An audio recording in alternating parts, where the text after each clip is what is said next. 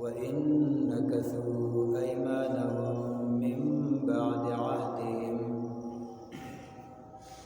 وطعنوا في دينكم فقاتلوا أئمة الكفر إنهم لا أيمان لهم لعلهم ينتهون ألا تقاتلون قوما نكثوا أيمانهم وهموا بإخراج الرسول وهم بدؤوكم أول مرة أتخشونهم فالله أحق أن تخشوه إن كنتم مؤمنين قاتلوهم يعذبهم الله بأيديكم ويخزهم وينصركم عليهم ويشف صدور قوم مؤمنين ويذهب غيظ قلوبهم ويتوب الله على من يشاء والله عليم حكيم سبحانك لا علم لنا إلا ما علمتنا إنك أنت العليم الحكيم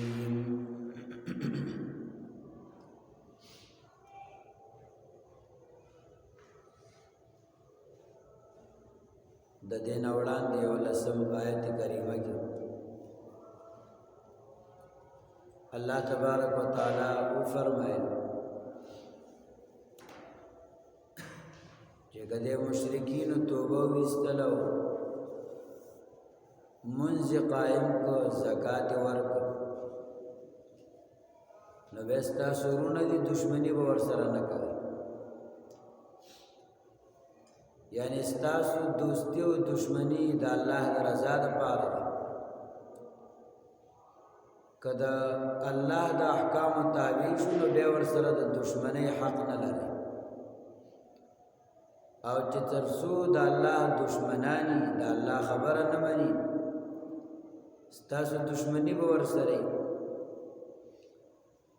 اوس ورپسې دولسم آیت کې الله پاک فرمایي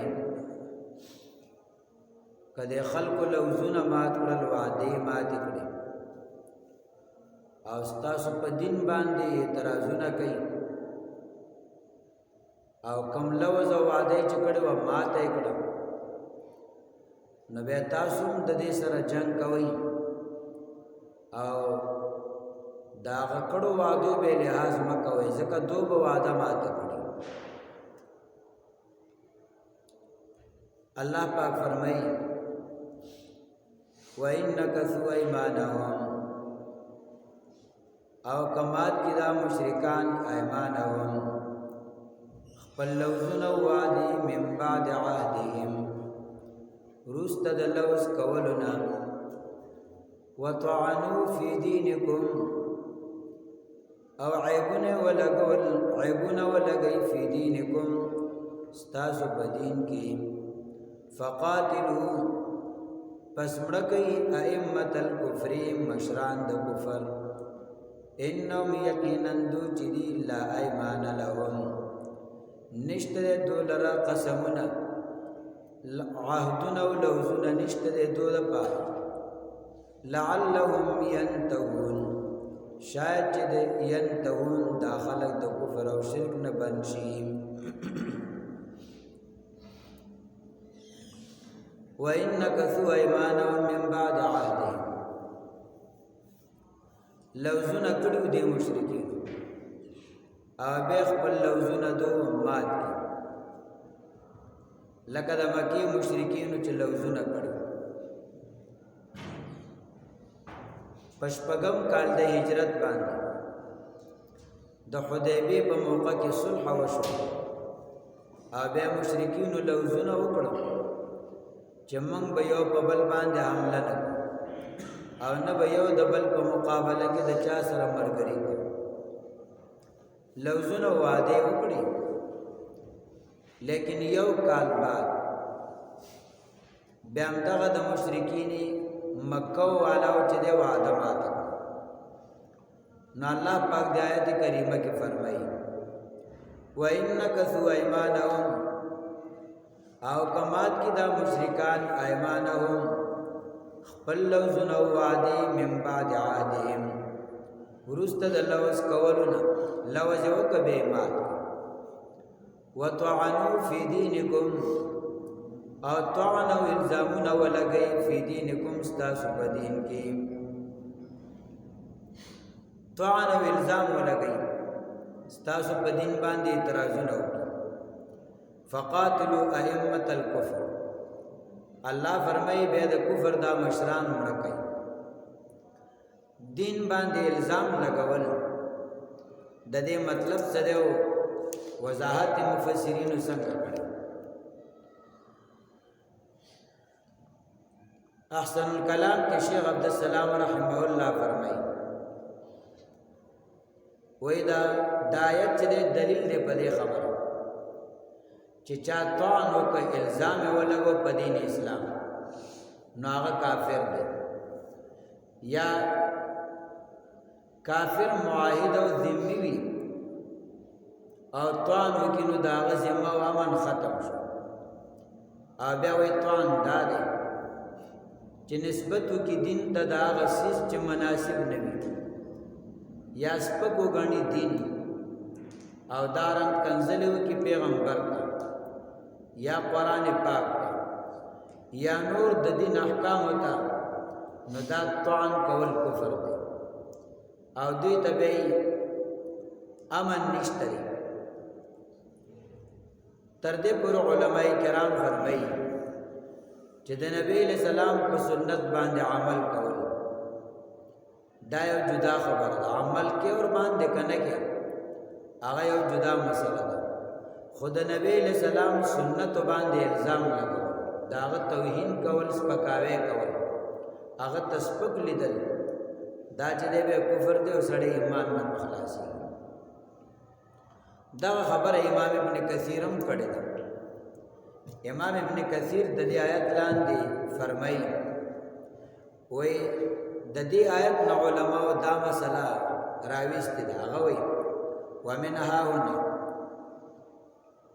اخذ قتل من سب الرسول صلوات الله وسلامه عليه وې د دین علماء دا مسله راويستلې چې چا نبی علیہ السلام ته کنځلې وکړي ناغه به قتل کولې کیږي او من طعن فی دین الاسلام یا چا په دین اسلام باندې طعن وکړي الزام ولګو او یا د دین اسلام نقصانات بیان کړي چې دا لګي دین کې دا نقصان دی او دا نقصان دی نو دا سړی په دې باندې کافر کیږي او لہذا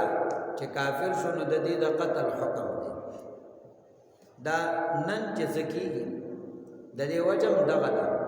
چې دین اسلام خلق ته وهم سیز نه ښکاري مسلمان داری او سیز خیل ساتي خود دین اسلام ور سره قدر او عزت نه نشته نن کافر را پاسیو د نبی علیہ الصلوۃ والسلام توهین خپ بہادرۍ کوي د نبی علیہ السلام پورې خندګان ټوکې کوي او مسلمانان هیڅ نشي کولای اصل وجه دا چې مسلمانان تداسیس په خپل اهم نه ښکاري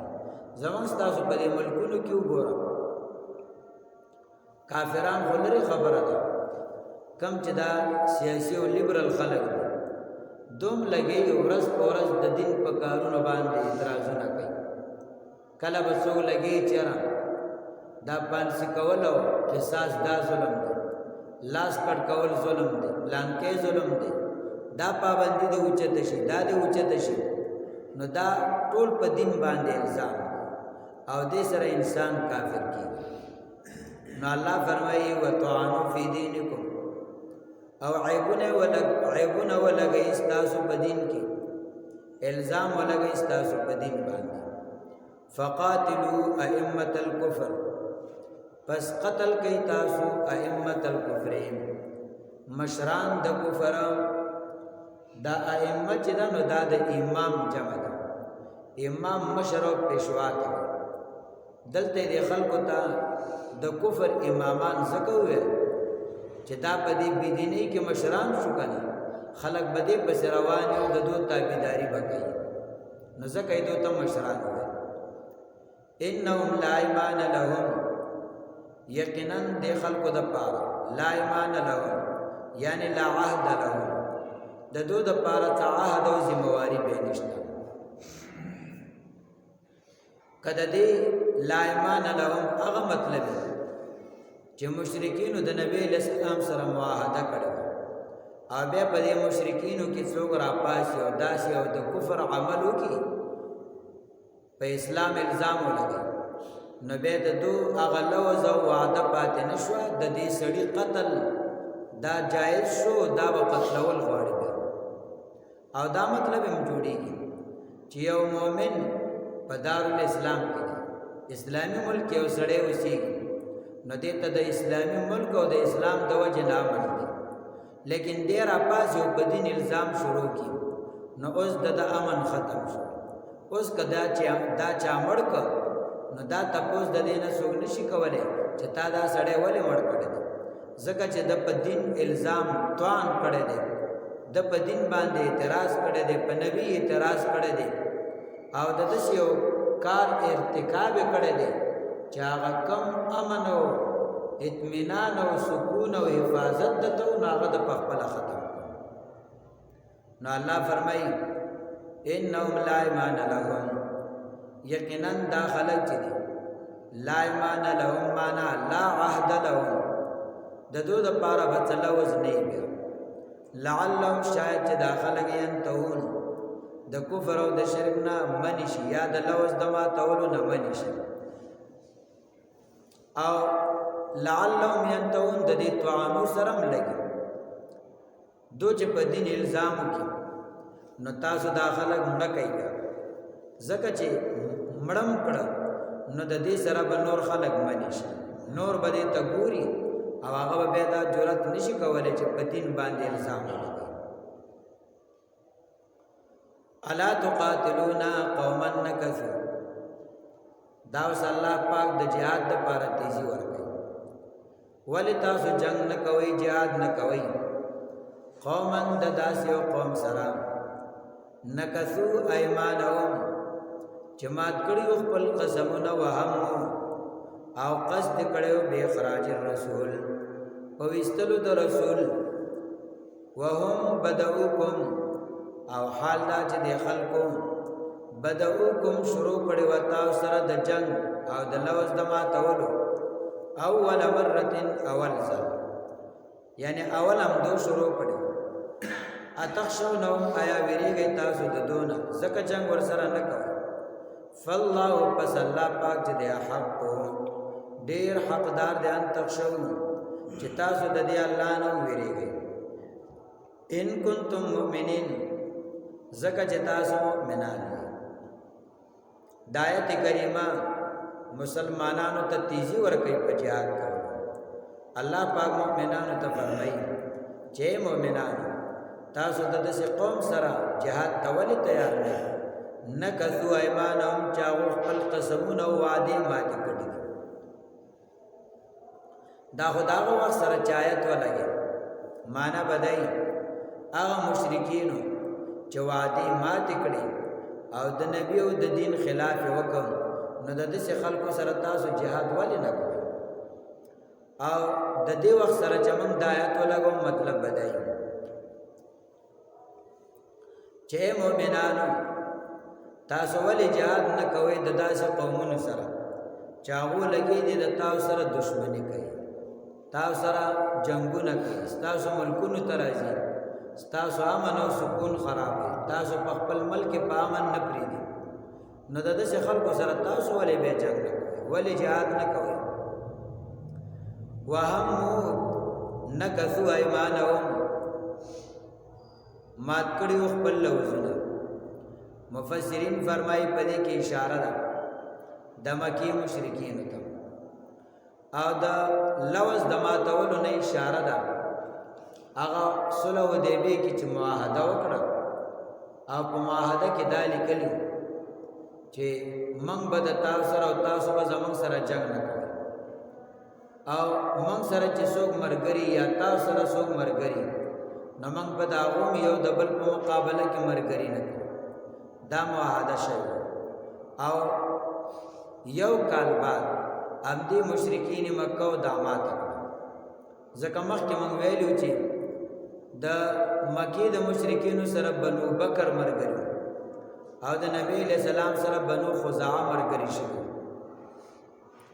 بنو بکر د شپې لاړل او په بنو خزاعه حمله وکړه. داغو کسان مړ کړل. مشرکین مکه ور سره ودرېدل، اسلحه یې ورکړه، کسان یې ورکړه.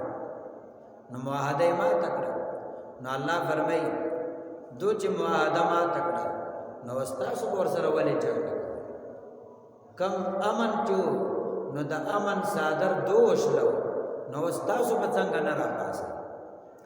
الا تقاتلون آیا جنگ نه کوي تاسو قومن دا قوم سره نکثو ایمانهم چې مات کړي خپل لوزونه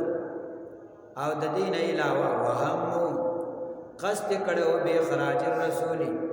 او وستلو د رسول د خپل کلی دا همدغه د مشرکین مکه او عمل ته اشاره ده.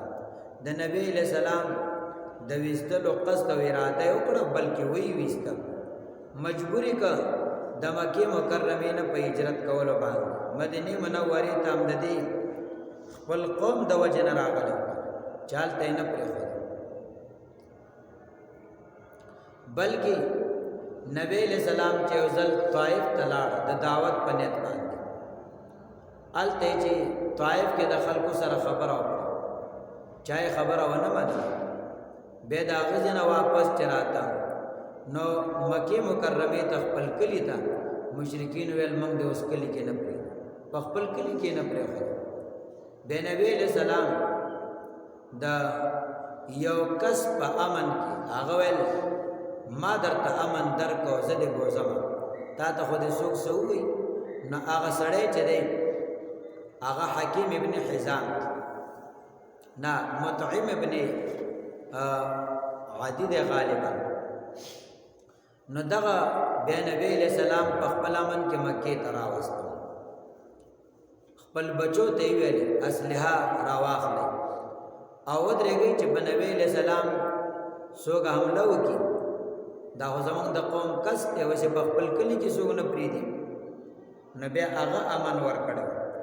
نو دومره دشمنی دی خلکو کړو نبی علیہ السلام سره چې په خپل کلی کې بیا نه پرې خو ابه په هجرت مجبور ک نبی علیہ السلام هجرت وکړ وهم بدؤکم اول مره او حالن کې د خلکو بدؤکم شروع کړو په تاسو باندې اول مرتين اول ځل اول هم دو شروع کړو د جنگ نه پدې کې بیا مفسرین وایي اشاره ده همدغه د بنو بکر دی واقع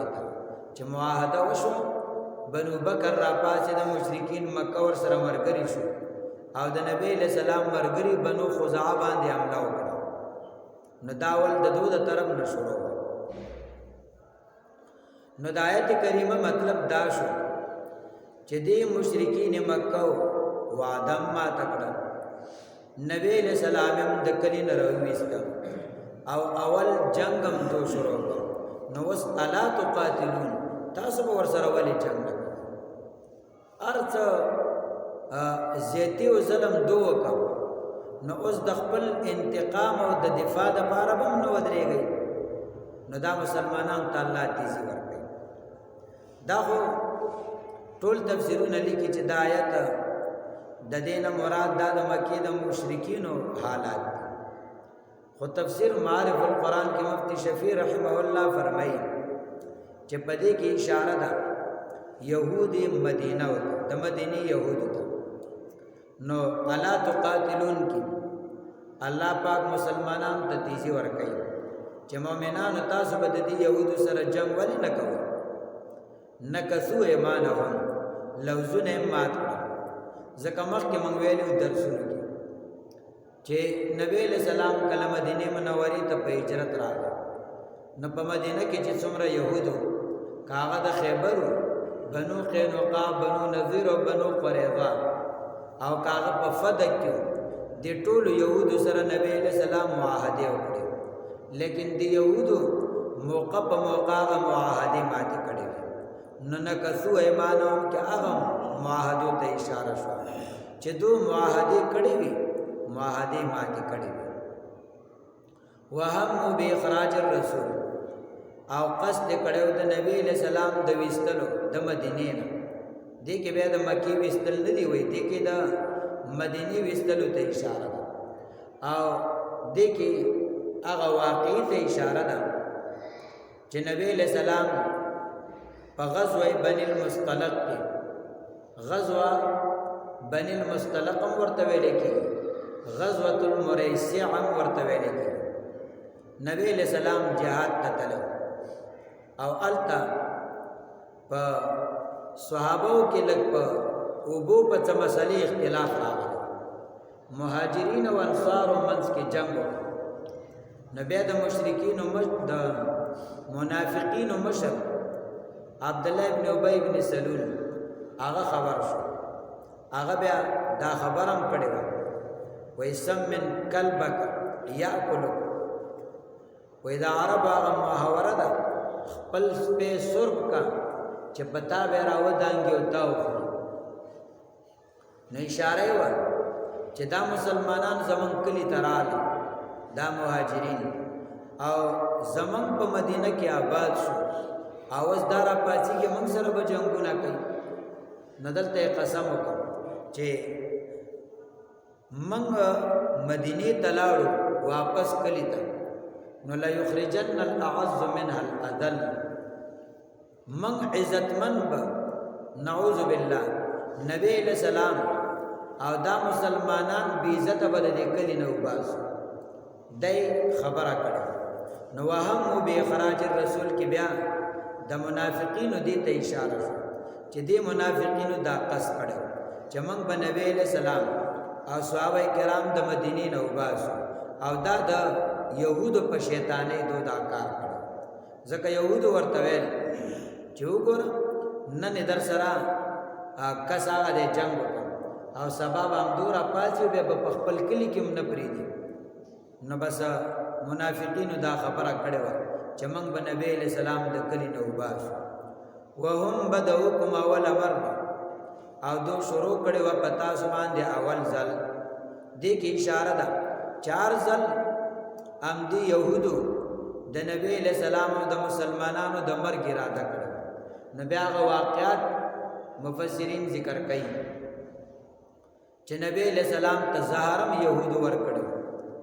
نبی علیہ السلام د دیوال شاته یهودو کېنو او د برنه د ګټې درا ورزولو اراده کړو. دا شانت نور په موقو د نبی علیہ السلام د مرګ اراده دی یهودو کړو. نو هر یو عمل دو کړو، وعده ما ته کړو، د نبی د وستلو قصد کړو او اول د جنگ شروع هم دو کړو. نو الله ورس فرمای الا تقاتلون، د خلکو سره به تاسو جنگ نه کوئ چې دو هر یو حد چې د کراس. بیا الله مسلمانانو ته فرمای اتخشونهم، آیا تاسو ویریږئ د دونه د جنگ کولو؟ تاسو چې دو سره جنگ کوئ نو یره درته زړه کې راځي چې موږ به دو سره جنگ څنګه کوو. فالله حق ان تخشوا، پس الله پاک ډېر حقدار دی ان تخشوا چې تاسو د دې الله نه ویریږئ. ان کنتم مؤمنین، زکه چې تاسو مؤمنان. دا ان کنتم د دې دوه ترجمه علما کوي. یو ترجمه کوي ان کنتم مؤمنین، که تاسو مؤمنان یې نو د مؤمن صفت خدا دې چې دی به صرف د الله نه ویریږي، د بل چا نه نه ویریږي. او کله دا ان په معنا د اذ کنتم مؤمنین، زکه چې تاسو مؤمنان نو مؤمن خدا الله نه بغیر د بل چا نه ویریږي، نو مو ویریږي د کافر. نو آیت کریمه چا د مکی د مشرکین سره لګولې دي او دای به ویل دي چې د مکی مشرکین وعده ماته کړې وي. نبی علیہ السلام مراويستلو او اول جنگونم دوش کړو. او معارف القرآن کې مفتی شفیع رحمه الله آیت د یهودو سره لګولې دي. نو بیا وی یهودو وعده ماته کړې د نبی علیہ السلام اراده د کلی د مدینې نه د وستلم کړي وو، قادر شوی نو او اول ځل دو د جنگ شروع کړي. بیا الله فرمایي قاتلوهم جنگو کوي د دې کافرو سره يعذبهم الله چې په عذاب کې دوه الله پاک بیا دې کوم ستاسو بلا سنو ويخزهم او رسواب کې دوه الله پاک وينصركم او الله به امداد کې د تاسو سره علیهم د دو په مقابل کې قاتلون الله فرمایي د دو سره jihad دا الله مؤمنانو ته فرمایي مؤمنانو تاسو را پاسې گئی به امداد او نصرت زما کار دی زب تاسو سره به امداد کوم او کلم چې مؤمنان را پاسې دي الله تبارک وتعالى اور سره به امداد کړی دا اگر که مؤمنان وکم په بدر کې 313 او اخوا کافر 1000 ولاړ دي لیکن الله ور سره امداد نو الله فرمایي قاتلوهم جهاد کوي مؤمنانو د کافرو سره اوس د جهاد فائدې بیان کتا سو جهاد کوي نو څه وشي یو خدا دې يعذبهم الله بأيديكم الله به عذاب ورکړي د کافرو ته بأيديكم تاسو په لاسونو تاسو چې د کافرو سره jihad کوي الله واستاسو د لاس نه د کافرو ته سزا ورکړي یعنی کافرو پس به الله پاک د اسمان نه عذاب نه راکوزي بلکې تاسو په لاسونو به الله دوی ته سزاګانې ورکړي ام دغه شو چې کله مسلمانانو jihad شروع هغه کافر چې هغه د کفر په آخري حد باندې ولاړ ابو جهل او دانور تر دې چې نبی له سلام د ابو جهل په باره کې ویل چې زما ابو جهل فرعون چې دی دا د موسی علی السلام د فرعون نه ډېر سخت نو د دې ابو جهل دا زور بدمعشي الله په جهاد ماته او د جهاد په میدان کې د ماشومانو د لاس الله مردار دو ماشومان ورپسې ورالل کشر عمر کې چې له بدسه بلوغ تر رسیدلی او د دې الکانو د لاس الله دا مردار نو الله فرمایي جهاد کوي نو الله واستاسو په وجه ستاسو دشمنانو کافرانو ته عذاب ورکړي بیا دې کوم ستاسو په لاسونو مفسرین فرمایي وې کله چې صحابه کرامو جهاد شروع کړ د جهاد په برکت باندې هغه کسان چې بلال رضی الله عنه وي پښغو سملو او پړې ورته خپو کې واچو راخکبي ماشومان ته به ورک چې کوسو کې راکاږي خان دی ورپوري نو هغه کسان د بدر په جنگ کې بیا قیدین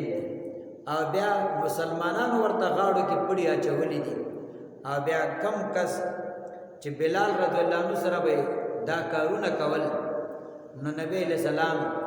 بلال تاغه کس ورک ورته وی بلال اوس په بدلت نه واخ نو الله فرمای تاسو jihad پس را پاسي يعذبهم الله بأيديكم الله واستاسو په لاس دې کافر ته سزا ورکړي ويخزهم او الله بدا کافر رسوا او شرمنده کی الله به د شرمنده کی لکه د بدر په جنگ کې چې الله رسوا کړ او یا پکې مردار شو باغه کې غټ غټ کافرانو تقریبا 24 پکې سرداران مردار شول او یا کسان پکې قیدین شو مسلمانانو سره او باغه کې غټ غټ کسان دا چې قیدین شول نو دا رسوي شو کړه وینصرکم علیهم او الله بد تاسو سره امداد وکي علیهم په مقابل د دې دشمن کې لکه د بدر په جنگ کې چې تاسو سره او ويشفي صدور قوم مؤمنین او يخبکی شفا نه مراد ته یخیدل يخبکی صدور قوم زړونه د قوم مؤمنانو د په کافرو باندې الله بس تاسو زړونه په یخ دي مسلمانانو سره چې کافرانو څخه کړيو نو د دوی په زړونو سم بس پولې ولاړ کله چې دو جهاد تلاش واچو الله د دوی زړونه یخ کړل هغه کافران چې په دوی ظلمونه کول هغه کافران الله د دوی د لاس مردار ويذهب غيظ قلوبهم ابو بزيو ختم بکی الله پاک غيظ قلوبهم غصه د زړونو د دې مؤمنانو ويتوب الله على من يشاء او مهرباني بو کې الله پاک علی من باچا یشاء چا د چې الله اراده کړی د مهرباني والله علیم او الله پاک عالم او حکیم د حکمت والا ذات دی دا د جهاد فائدې بیان کتا سو جهاد کوي نو یذهب غیظ قلوبهم الله بستاسو د زړونو هغه غصې ختم کی یعنی هغه کافرانو چې پتا سو کوم ظلمونه کړی دي او دا ظلمونو د وجه نستاسو زړونو د غصو نه ډک دي نو چې تاسو جهاد تلاش واچوي الله بستاسو د زړونو هغه غصې ختم کی ځکه موقع بدر کی هغه کافران بستاسو لاس ته الله راوړي نو د غصې هم ختم شي او د دین علاوه جهاد چې کوي نو ويتوب الله علی من یشاء مهربانی بو کې الله پاک باغ چا الله چاته اراده کړی د مهرباني دې کې اشاره ده دیتا چې الله پاک د چا د ایمان اراده کړی نو د جهاد په وجب تاسو الله پاغو غالب کی نو بیا به الله پاغو مهرباني وکړي وې د بدر په جنگ کې چې کم اویا قیدین راغلي او هغه نبی علیہ السلام پری خدل نو پاغو الله به مهرباني وکړه کنه ایمان ورته نصیب ډیر مسلمانان شو والله علیم حکیم او الله پاک دې عالم او خبردار ذات ستنه پټ دې پار سپوي حکیم پار یو کار کې د الله حکمت وی کم کار د حکمت نه خالی نه وَإِنَّكَثُوا أَيْمَانَهُمْ الله فرمای او کچری مات کده مشرکان او ایمانو خپل لوزونه من بعد عهدهم کچری مات کړل ایمانو دو لوزونه خپل من بعد عهدهم ورست د لوزونه د کولونه وتعنوا فی دینکم او عیبونه ولا قول فی دینکم استاسو په دین کې یعنی په دین اعتراضونه شروع کړل فقاتلوا پس مړکې ائمه الکفر مشران د کفر زکدا د کفر مشران شو چې په دین اعتراض کوي انهم یقینا دو چې دی لا ایمان لهم نشته ته دو د پار لوي بس مړې کوي لعلهم شاید چې دو ينتهون منشي د کفر او د شرک او د لوز د ماتولنا الا تقاتلون مسلمانانو تاسو jihad ونه کوي قومن د داسې او قوم سره نه کفو ایمان او چې مات کړي خپل لوزونه وهم او قصد کړو به اخراج الرسول په وستلو د نبی د خپل کلینا وهم بدوکم او حالن کې د کافرو بدوکم شروع کړي و د تاسو سره د جنگ او د دشمنی اول مره اول اتخشونه تاسو ویریږي مسلمانانو د کافرو فالله پس الله پاک د حق ډیر حقدار دی تاسو چې تاسو ویریږي د دی الله نه ان کنتم مؤمنین زکه چې تاسو مؤمنان جهاد شروع کوي ولی قاتلوهم جهاد کوي د دوسر يعذبهم الله عذاب باور کې الله پاک دې کافر وته بیاي دې کوم تاسو بلا سنو ويخزهم او رسوا او شرمنده بکی الله دا کافر د جهاد په وجه انداز نه شرمنده کی وینصرکم او امداد بو کتاب سر الله پاک علیهم په مقابل د کافرو کې ويشفي صدور او يخبك الله پاک سینې قوم مؤمنین د قوم مؤمنانو په جهاد کولو زکه کافر بم پلاس کې راشي ويذهب غيظ قلوبهم او بو بزي او ختمه بکی الله پاک غيظ قلوبهم غصه د زړونو د مؤمنانو دا به الله ختمه کې د جهاد په وجه ويتوب الله مهرباني بو کی الله پاک علی من یشاء پاک چا الله اراده ورته د مهرباني کړي والله والله پاک دې عالم او خبردار ذات او حکیم د حکمت والا ذات ته سبحان الله